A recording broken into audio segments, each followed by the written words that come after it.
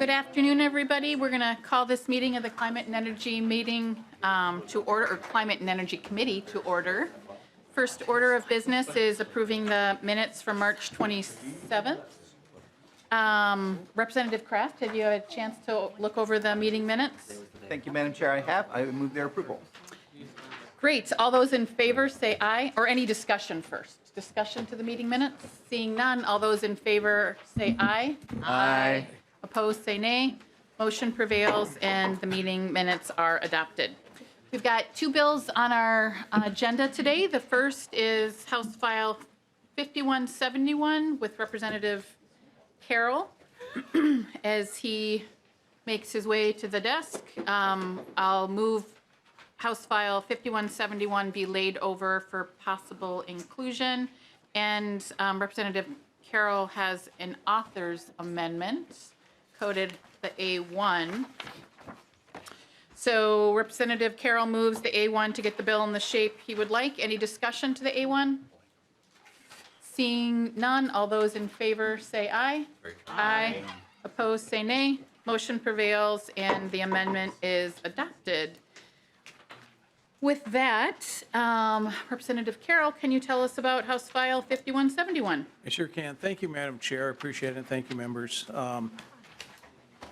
House File 5171, as amended, is a common sense bill to help local permitting authorities, such as cities or counties, implement solar app.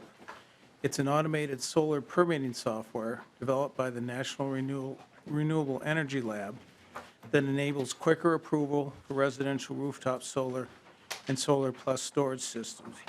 Currently, solar permitting processes are often inefficient, can increase soft costs by upwards of thousands of dollars for Minnesotans, increase the number of applicants who drop out of solar projects prior to installation, and deter would-be solar users from engaging in a drawn-out process to get a residential solar system.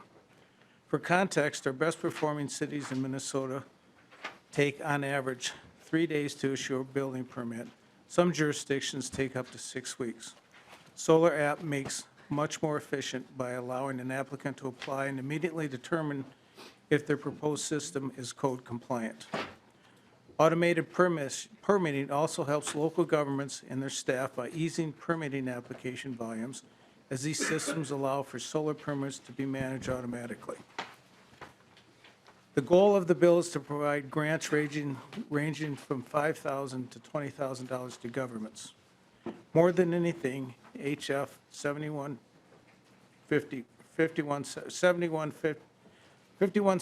there we go, will help build more solar faster, will advance Minnesota's path to 100% carbon-free energy by 2040, a standard we must meet quickly. With that, Madam Chair, I have two testifiers who can speak to the solar app. Great. Looks like Ben Davis. Please go ahead and introduce yourself for the record, and go ahead. Thank you. Good afternoon, Chair and members of the committee. My name is Ben Davis. I'm the Chief of Policy for Permit Power. We are a nonprofit whose mission is to automate the permitting for every piece of equipment a home needs to go 100% clean energy. And previously, I was an advisor to the Department of Energy on the development of Solar App. This bill is about rapidly increasing the number of homes in Minnesota that have rooftop solar. Today, solar is booming across Europe, and in Germany specifically, 1 in 5 homes have solar, which is much higher than here. And we have similar hardware and labor costs as Germany, and Minnesota has much more sun. But what's different is that Germany, and much the rest of Europe, has completely cut the red tape. Permitting for residential solar in Germany is completely automated, and it's completely standardized.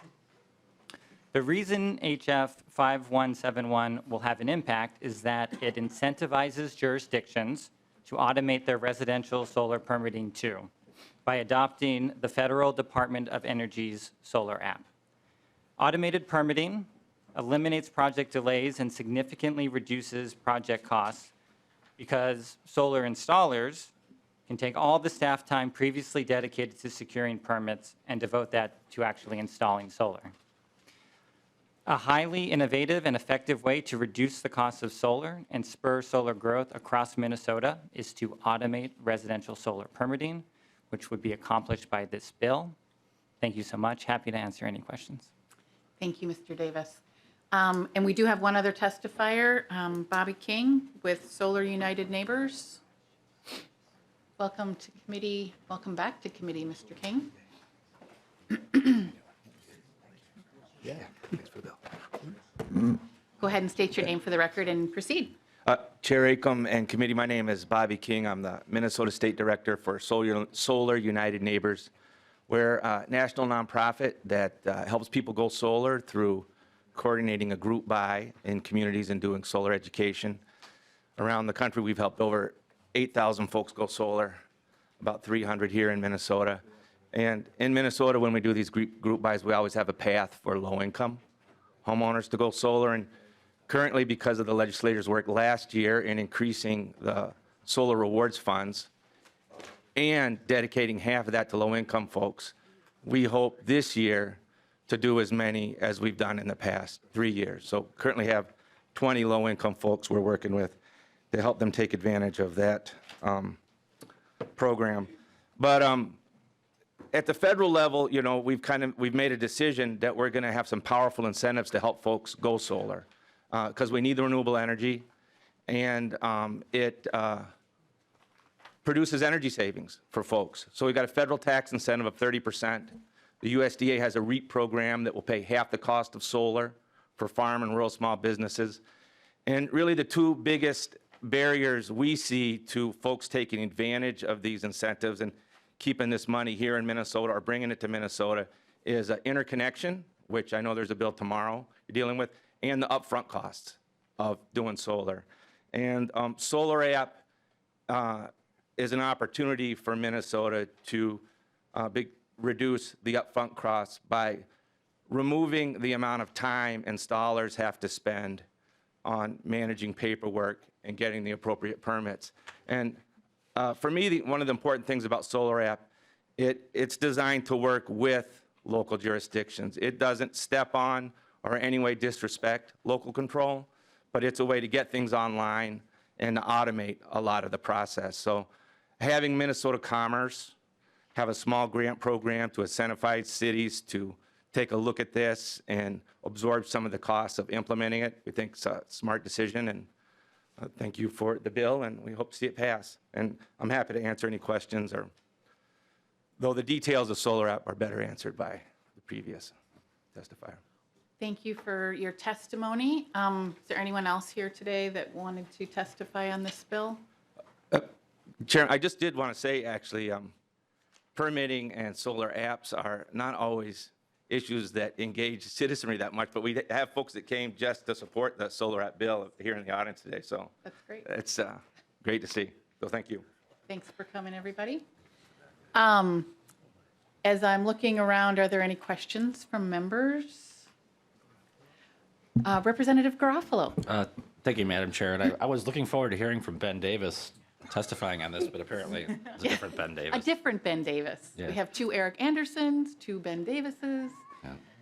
Yeah. Madam Chair, Representative Carroll, first of all, your underlying bill, I think it's always a good idea to be taking a look at inefficiencies in our system and how we can be delivering things more effectively and prudently. But just as a general policy sense, I am continuing to be bewildered why so many people want to incentivize one of the most expensive forms of renewable energy generation in terms of rooftop solar compared to other forms of renewable.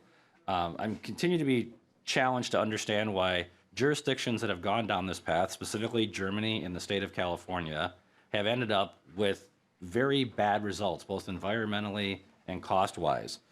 So why is it that we want to aggressively and promote rooftop solar when there are so many other ways to create clean energy that are much more affordable? Before I pass it over to Representative Carroll or any of his testifiers, I am just going to say, as we are looking to reach our 100% goals, it's going to take all forms of rooftop, distributed, and utility scale solar to reach those goals. And so I certainly appreciate the comments, but I think that we know we need to be moving in all the directions in order to achieve those goals. Well, Madam Chair, that's my question is, like, why? Why do we, I understand that we have a law that says we got to get to 100%, I get that, but why is it that we have to also pursue within this subset some of the most expensive forms of generation? What justifies this dramatically higher cost structure of putting a separate inverter in every single person's house, of drilling holes in people's roofs, versus if we just had other forms of clean energy that will produce way more energy and are far more cost effective? What is it that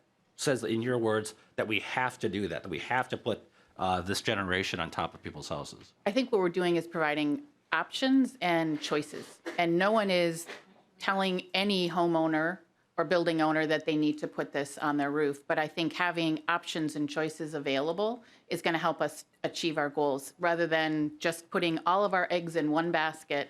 If we are looking at achieving those goals in different ways and giving people the choice to make those right decisions for them, I think that'll help us get us to those goals. I mean, so that was my question to the author is because, and maybe perhaps you misspoke in your original comments when you said that we have to do this in order to get to 100%. Maybe that was just a verbal semantics, but to the author of the bill, but I continue to be amazed that we are seeing all these efforts at promoting a form of generation that has been disproven in Germany, it's been disproven in California. It's created energy grid nightmares in both those jurisdictions despite huge costs. The amount of energy produced is very low, particularly in a climate like Minnesota, where I don't think there's a dispute that the farther you are from the equator, the less potential solar energy there is. And compared to other forms of clean or renewable energy, you can get far more energy at a much lower price. So again, your underlying bill, I have no objections to, but I just continue to be fascinated by people who are promoting this, and I'm trying to find out what public policy benefit we get out of producing really expensive clean energy when we could get much cheaper clean energy. Well, you've made it. Representative Carroll. Thank you, Chair. And Representative Groff, you've made a conclusion, and it's one I may or may not agree with. I probably don't agree with it. But in terms of the response, the chair addressed your concerns, and I'd see if my testifier has anything else to add to it. Mr. King, or excuse me, Mr. Davis. Thank you, Chair. Member.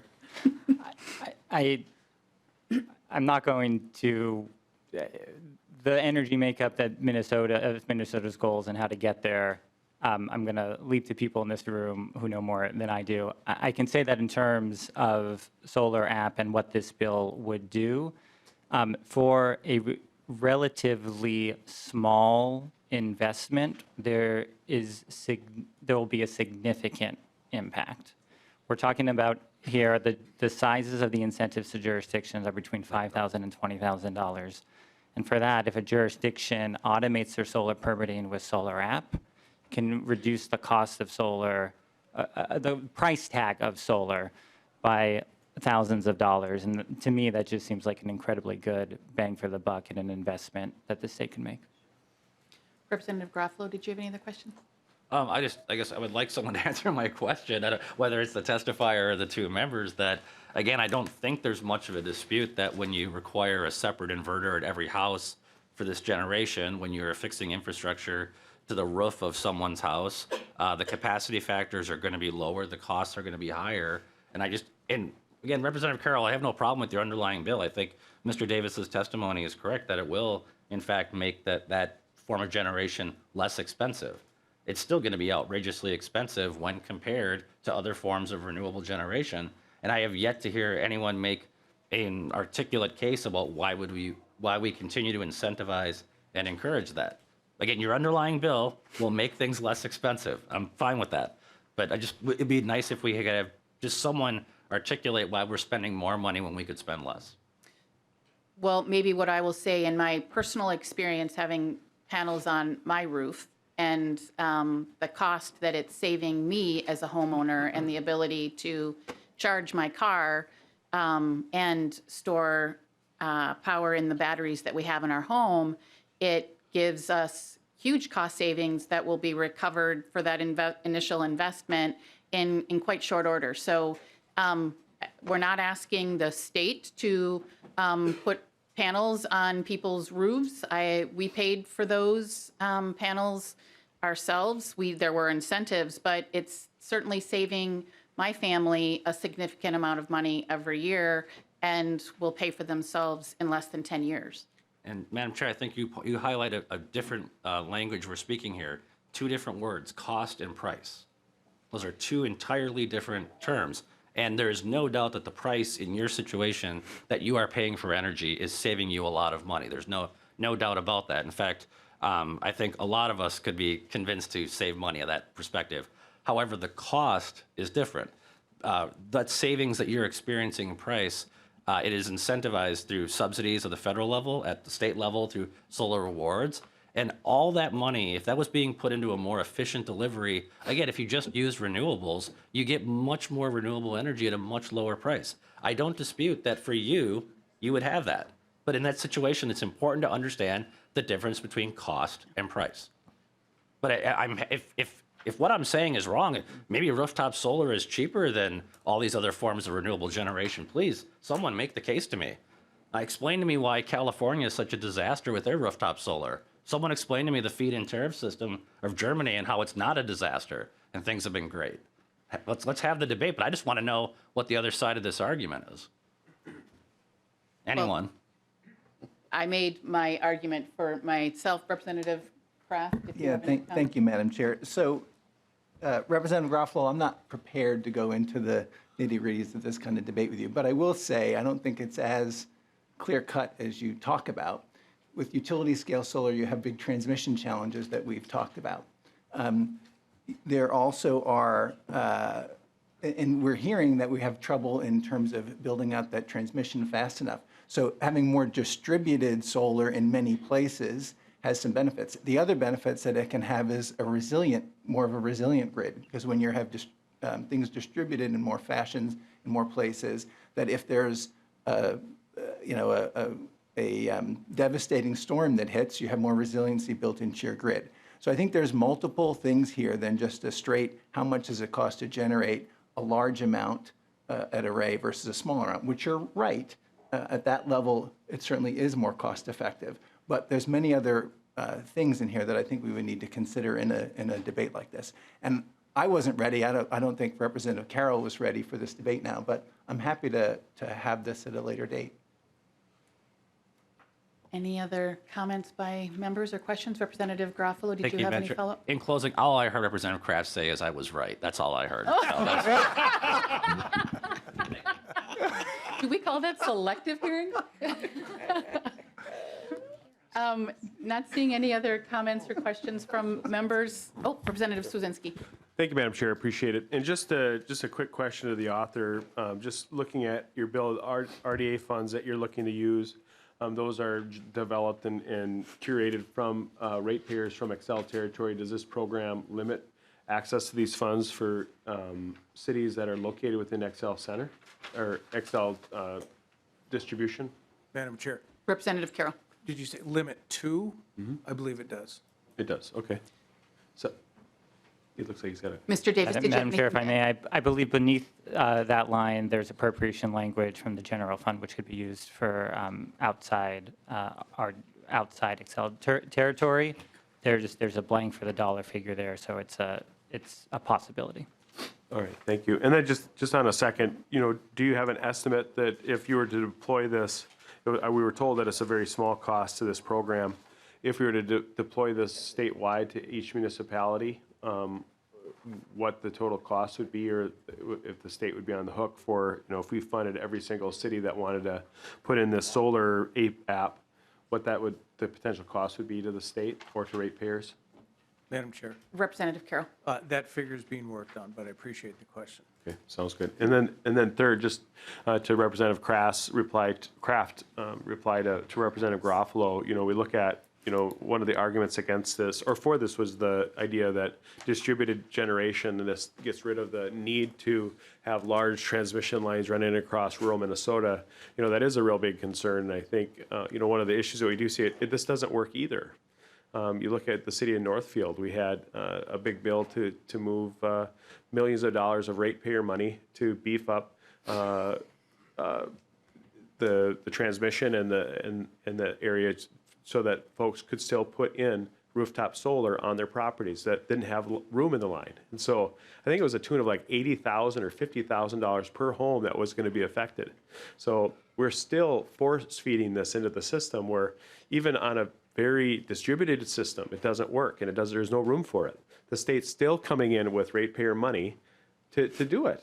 And I think to Pat's point, he makes a lot of sense that, if your goal is to be carbon free, and you actually believe that this country has limited resources, which it does, and ratepayers have limited resources. If you go to the gas pump, if you go to different bills that people are paying, they have limited resources. And the idea that you're going to blow money on inefficient renewable resources when you could potentially just focus them on wind, which everyone believes there's a lot of hot air that comes out of this room.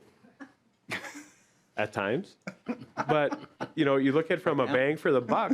Like there's 0 sense in putting money into solar when it comes to efficiencies, as Pat talked about. The closer you are to the equator, I mean, they're talking in California and Nevada limiting solar installations on desert to protect desert, and we're putting it in the most productive farmland here in Minnesota. Ridiculous. We should be incentivizing building solar on deserts where the land literally is producing zilch to protect the turtle. Come on. Like, I think we can do better than this. I mean, I appreciate the idea. I think it makes some sense that we try to get rid of red tape when it comes to doing anything, preferably mining as well. But, I think that's the point that we're trying to make is saying, if this is a goal that's legitimate, if you really believe we can get there, this goal is not going to be reached by government subsidies at the federal, state, local, and ratepayer incentives for rooftop solar. If you're going to get someplace close to it, we should do what we do best. In Southwest Minnesota, we do blow wind. And we can do that anywhere across the state. That's the most efficient, cost-effective, least impact on the land, and build it right next to the 494. I think that will solve a lot of the issues that people are dealing with when it comes to transmission lines. That's all I've got to say. Thank you.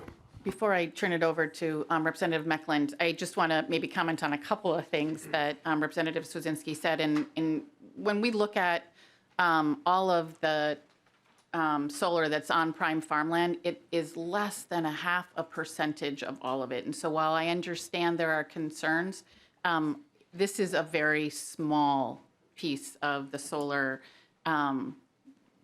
capacity that we have. And as far as Northfield, the capacity constraints come from the colleges gobbling up all of the interconnection issues. And so while there are areas that are congested, I think there's strategies that we can do to alleviate that. And we have an interconnection bill tomorrow that you're going to really enjoy. So Representative Meckland. Thank you, Madam Chair. A question for, I think, probably Mr. Davis. When you go apply for one of these permits now, can you explain to me like who you're applying to and like who's approving it and what the process typically is? Mr. Davis. Madam Chair, thank you, member. Are you asking about a permit applied for via solar app or the conventional non-solar app process? Representative Meckland. You're talking about some kind of software that would expedite the process of approving a rooftop solar project is what my understanding is thus far. So when you go to a local government, you want to get a permit to put solar on a residential dwelling, what department are you going to?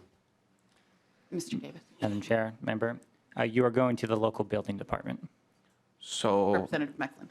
thank you, Madam Chair.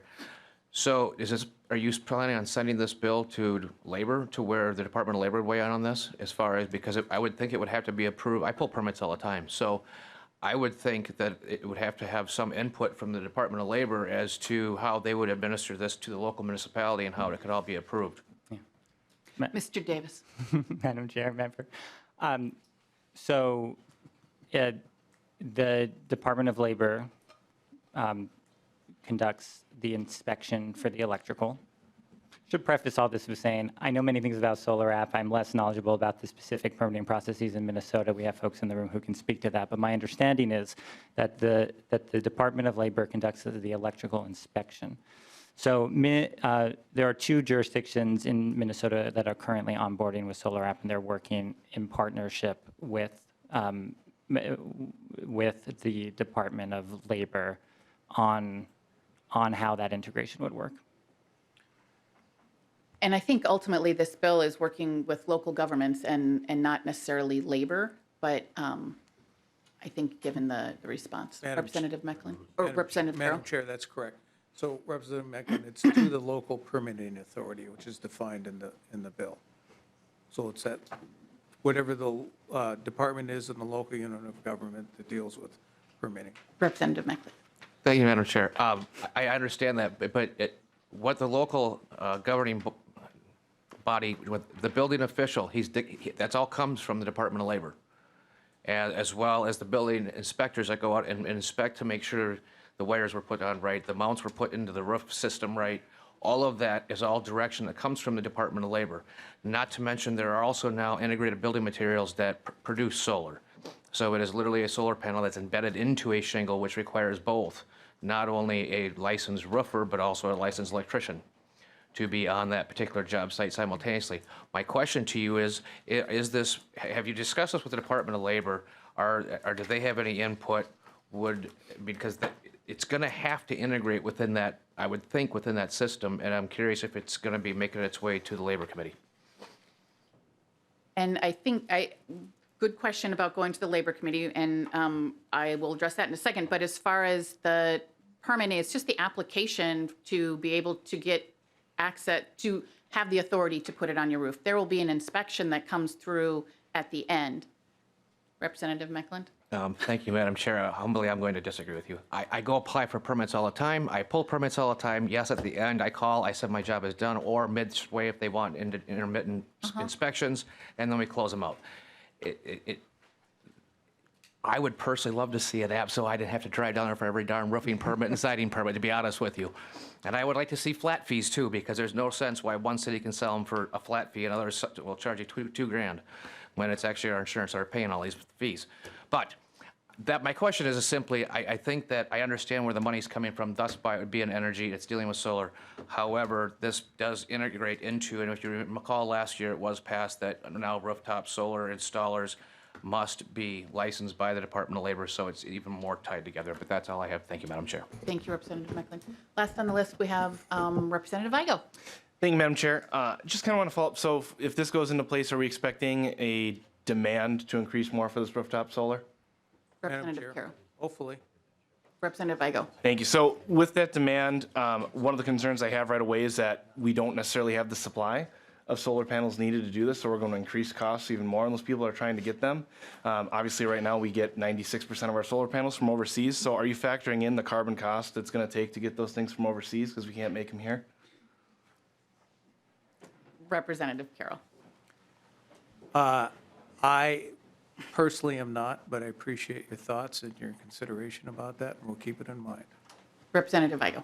Thank you, Madam Chair. So the reason I bring that up is because the conversation that was had earlier about, we're trying to hit 2040 clean energy goals, zero emissions, we're trying to get there.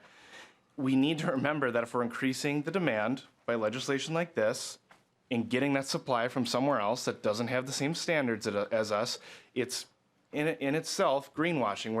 We're taking the Atticus out and we're sliding it to somewhere else where we're not seeing it.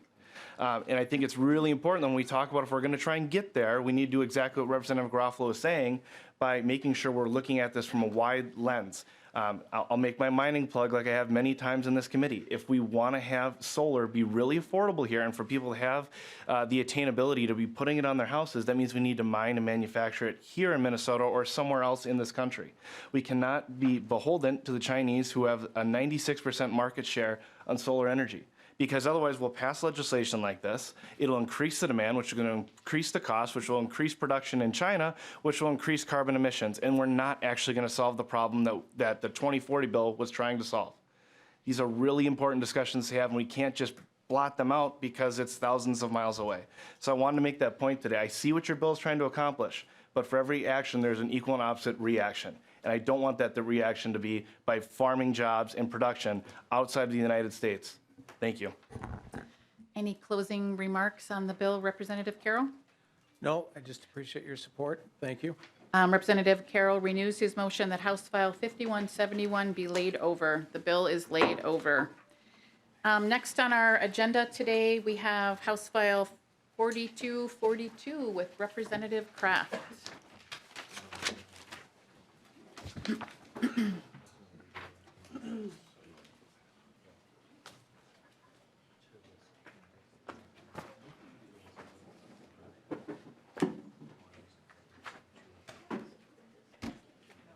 Welcome to committee, Representative. Do you want to go ahead and move your bill? Sure, I would move that House File 4242 be laid over for possible inclusion.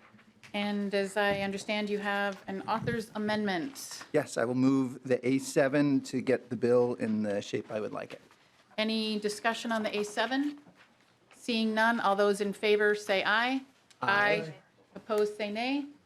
Motion prevails and the amendment is adopted. Representative Kraft, would you like to tell us about your bill? I would. Thank you, Madam Chair and committee members. So I'm excited to share this important bill.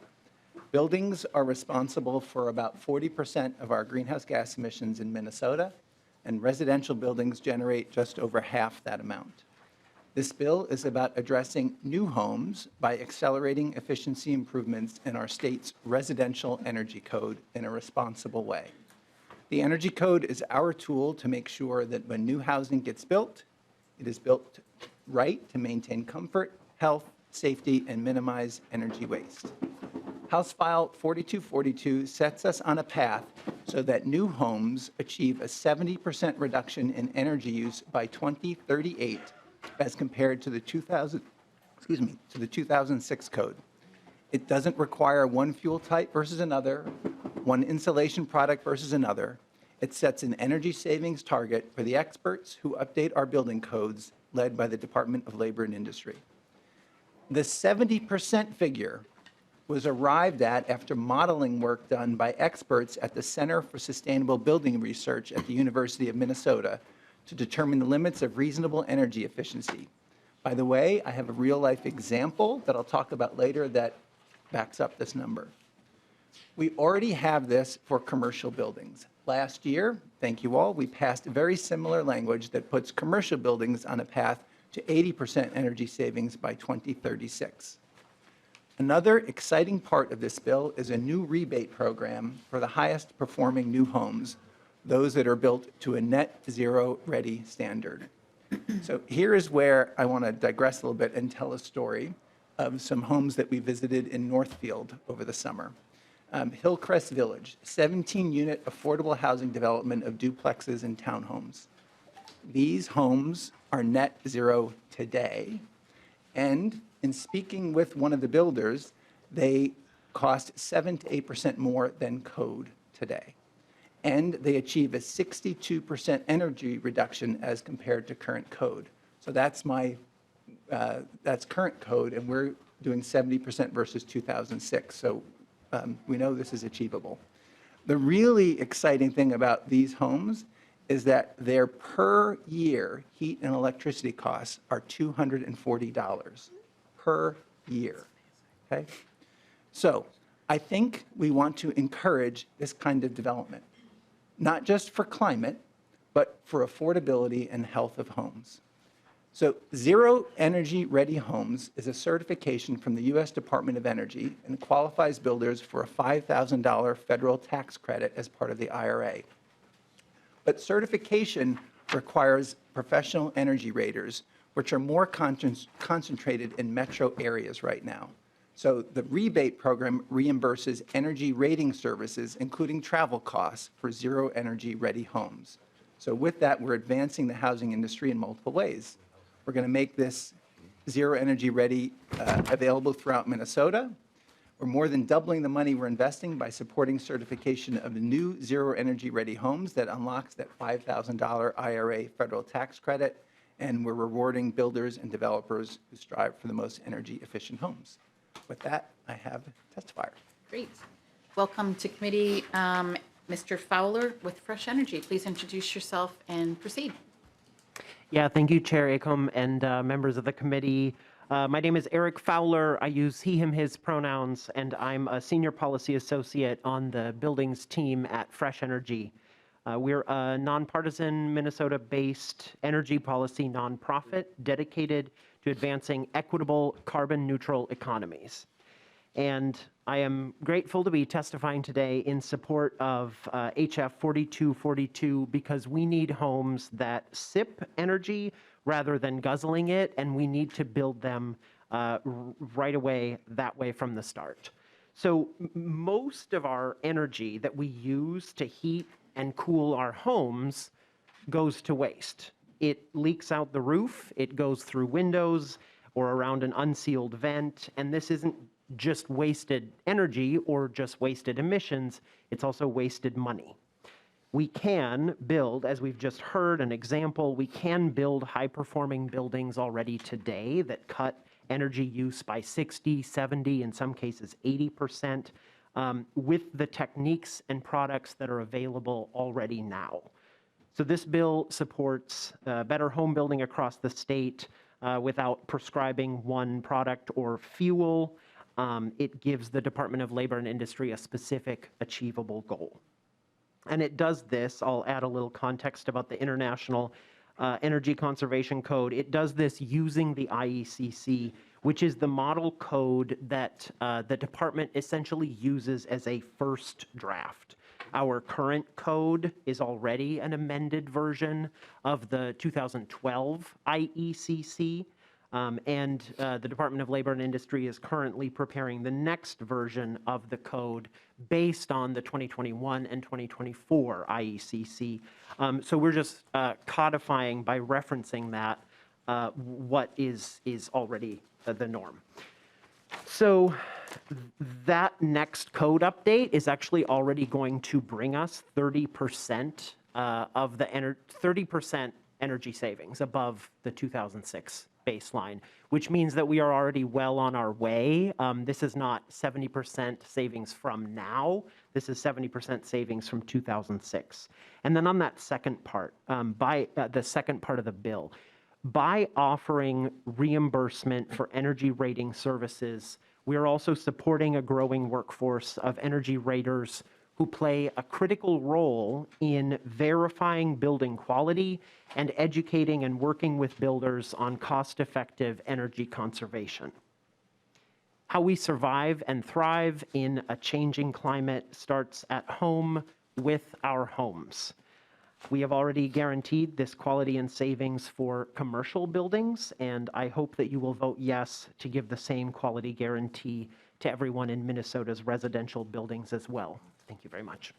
Thank you, Mr. Fowler. And it looks like we have one person signed up from the public for testimony, Nick Erickson with Housing First Minnesota. Welcome to committee. Please state your name for the record and proceed with your testimony.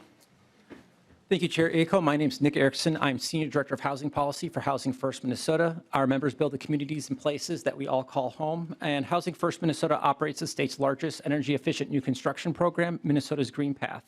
Our comments are rooted in the scope of Minnesota's housing crisis, where today it costs more to build a home here in Minnesota than it does anywhere else in the region. Thanks to the consistency in our energy codes over the last several years, Minnesota has continuously been rated as the most energy efficient, medium to high production state in the nation. And this is because of the quality of our code officials, home builders, and their trade partners. I do want to thank Representative Kraft for listening to stakeholder input and offering amendments as this bill has progressed forward. We appreciate a lot of the amendments that have been made. However, we still do have concerns about this bill because our building codes do require a durability analysis to be done. We just want to ensure that the durability analysis that is done to protect the home occupants and the structure of the home does still have some type of balance to ensure that if there needs to be some type of change made because of the efficiency targets required, that we do not move beyond the durability analysis, because that is both a health and safety issue for occupant health, but also for structural durability, as well as our state building code does have a balance of safety, durability, and affordability, and we want to make sure that that is retained here. I do want to end with that our new homes are not the cause of the climate crisis. They are the solution. Today, our increasing energy efficiency on new homes does not change the fact that the older housing stock, which does make up the majority of our housing stock, is where the greatest energy efficiency problems are. So again, I want to thank Representative Kraft. He has been great to work with on this bill. We appreciate all of this efforts he does put into helping Minnesota address its housing crisis. Thank you. Thank you, Mr. Erickson. And before we turn to members for discussion, I just do want to point out that this bill did come from labor, and so the first section 1 of the bill what was addressed there, and really what we're talking about today is section 2 of the bill, starting on page 2. No, page 3. And thank you. Line 316, according to Representative Mecklin. Thank you for that. With that, are there any members' questions or comments? As members are thinking, I want to thank Representative Kraft for bringing up the Northfield example. I just think that that's such a powerful example, and after touring there, it's stuck with me since then in seeing the possibility without much higher cost and the savings to the person who's living there is immense, not to mention the public health impacts from not using fossil fuels as well, and really good air quality within those very durable homes. But with that, are there any questions or comments from members? Representative Altendorf. Thank you, Madam Chair. Thank you, Representative Kraft. Just to quote a few numbers here for the housing, because we hear quite a bit about there's housing shortage in Minnesota, and it is very, very expensive to build here in Minnesota. So just giving you a few numbers, Minnesota, this is a medium home, $523,000. Our neighboring states, Wisconsin, $403,000. North Dakota, $425,000. South Dakota, $350,000, Iowa, $370,000. So on the closest end, we're here in Minnesota, we are costing $100,000 more to build for a new homeowner.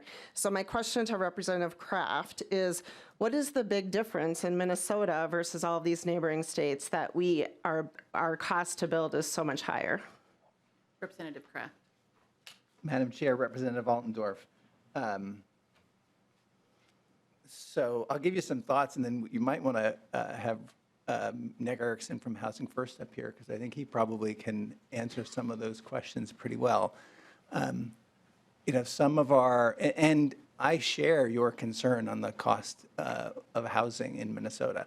I think this bill aims to the cost of housing is also a total cost. It's your upfront and then how much you pay on an ongoing basis. So what we're aiming to do with this bill is, in a responsible way, map out a path to increasing efficiency that lowers the ongoing cost in a way that doesn't significantly increase, or I think if you do this in the right way and the industry optimizes about what we're going to build, that it doesn't need to increase costs. In terms of why does it cost so much in Minnesota to build homes? Some of it has to do with local regulations. Some of it has to do with workforce. There's a variety of things, but I'll let Mr. Erickson speak to that. Mr. Erickson. Thank you, Madam Chair. Yes, there's a lot of reasons. We like to say at Housing First, there's about 3 dozen. And I'd say, energy codes is one of them. We last did an analysis. 2019, there's about a $3,000 cost difference on energy codes between Minnesota and Wisconsin. But if you look broadly, the land use portion is immense. Representative Kraft is working on zoning reform, and I think that is probably the largest single bucket where we could find cost savings. Cities mandating luxury materials, focusing on large garages, large lots. That is where a massive amount of cost savings could be found. Representative Altendorf, did you have any follow-up? Thank you, Madam Chair. And I, just, to be noted, here in Minnesota, it's no secret. I mean, everything is mandate, big government, not giving local control. And this is what's pushing up. So it's like, this is definitely one of those, we have caused the problem in Minnesota and now we're looking to fix it. And it's just, again, it's wasted dollars all the time. So thank you. Did you want to respond, Representative Kraft? Yeah, Madam Chair, Representative Malt, so I think, as I said, I think you raised a good point. But actually what I thought I heard, and you talked about mandates and local control being the problem. I think what you heard from Mr. Erickson was more that local control was more of the issue. So I think there's a balance to be worked out here. Thanks. Representative Hollins. Thank you, Chair Acom. Thank you, Representative Kraft, for bringing this bill forward. I really think that this is actually very important, and I'll tell you the reason why. Because we all have a big district, right? But I mean, my district, it's very diverse, and it's economically very diverse. So that means that people on the wealthier side of my district are in residential homes are working hard to make their homes more efficient, and that means they get to save money on the back end by putting in extra insulation, new windows, all sorts of things that are keeping them safe, dry, and frankly spending a lot less on their energy costs. Whereas people on the lower income side of my district do not have that opportunity.